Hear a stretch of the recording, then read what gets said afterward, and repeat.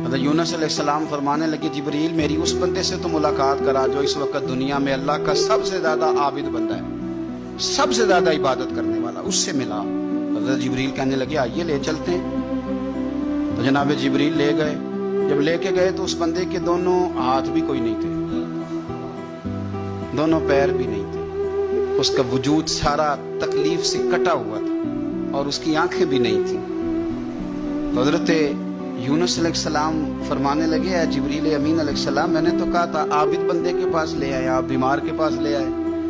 کہا یہ وہ بندہ ہے جس کو اللہ تعالیٰ نے سب سے زیادہ عبادت کرنے والوں میں لکھا ہے، ذرا آئیے اس سے بات کرتے ہیں۔ گفتگو شروع ہوئی تو حضرت جبریل کہنے لگے آپ کی آنکھوں کا کیا بنا؟ تو وہ کہنے لگا کیا بننا تھا، جب تک میرے رب نے چاہا میں دنیا دیکھوں اس نے دکھائی، اور جب اس نے کہا کہ اب تیرے لیے بہتر نہیں تو وہ آنکھیں لے گیا تو جے سونا ہی میرے دکھ وچ راضی تے میں سکھ نو چلے ڈاواں وہ لے گیا۔ وہ جب تک اس نے چاہا میرے ہاتھ کام کریں تو کیے، جب اس نے چاہا نہیں ٹھیک تو وہ لے گیا۔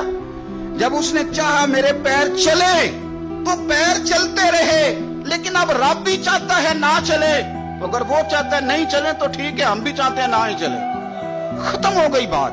جس بات پہ رب راضی اس میں ہم بھی راضی۔